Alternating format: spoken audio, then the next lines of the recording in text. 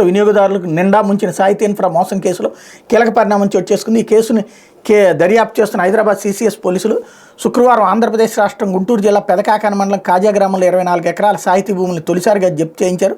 తొలుత 56 మంది రైతుల నుంచి సాహితీ ఇన్ఫ్రాటెక్ యజమాని భూదాటి లక్ష్మీనారాయణ ఆ భూములు సేకరించినట్టు పోలీసులు గుర్తించారు. ఆ భూములు అపార్ట్మెంట్లు, ఐటీ పార్కులు, విల్లాలు కడతానని డెవలప్మెంట్ అగ్రిమెంట్లు చేయించుకుని అనంతరం ప్రీ లాంచ్ ఆఫర్ పేరుతో పలువురు వినియోగదారుల నుంచి కోట్లలో డబ్బులు వసూలు చేసి మిగిలిన ప్రాజెక్టుల మాదిరిగా లక్ష్మీనారాయణ పూర్తి చేయకుండా వదిలేశారు. ఈ నేపథ్యంలో తెలంగాణలోని ప్రాజెక్టులకు చెందిన పలువురు బాధితులు ఇచ్చిన ఫిర్యాదుతో సిసిఎస్ పోలీసులు కేసును దర్యాప్తు చేయగా లక్ష్మీనారాయణ ఆస్తుల దందా వెలుగులోకి వచ్చింది.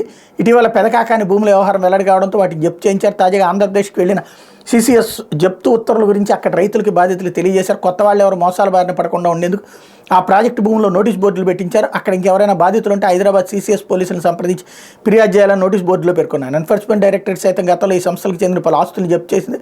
తెలంగాణ ఫ్రీ లాంచ్ ఆఫర్ల పేరుతో సుమారు 3,000 మందిని మోసం చేసినట్టు లక్ష్మీనారాయణపై హైదరాబాద్ సిసిఎస్ పోలీసులు పలు కేసులు నమోదవగా 2019-22 మధ్యకాలంలో పలు ప్రాజెక్టుల పేర్లు చెప్పి సుమారు 1,500 కోట్లు వసూలు చేసినట్టు అభియోగాలను ఇప్పటి వరకు 50 కేసులు నిందితులుగా ఇతనితో సహా 22 మంది అరెస్టు చేశారు.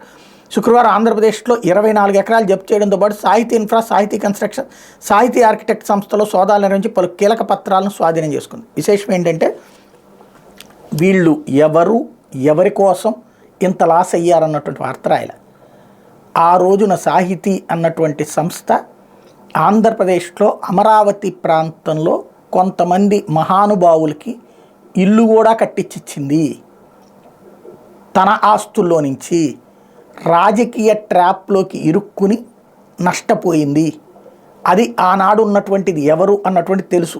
ఇప్పుడు నేను ఆ పేర్లు చెప్పను, ఎందుకంటే మనంగా అభియోగం మోపడం అనవసరం. ఆ రోజున ఆంధ్రప్రదేశ్లో 2 పార్టీల నేతలకి విల్లాలు కట్టించింది, భూములు కొంత ఇచ్చింది.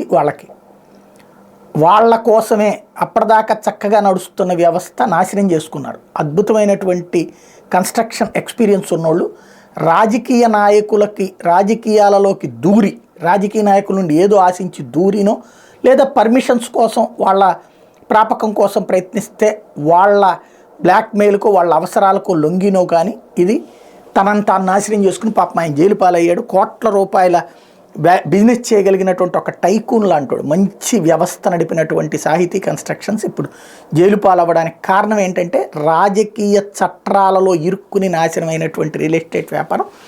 కన్స్ట్రక్షన్లో అద్భుతమైనటువంటిది. అక్కడ ఎవరెవరు వెళ్ళాలో అతను కట్టించాడు అన్నటువంటిది అందరికీ తెలుసు, కానీ నిశ్శబ్దంగా దాన్ని మాత్రం దాచేస్తున్నారు.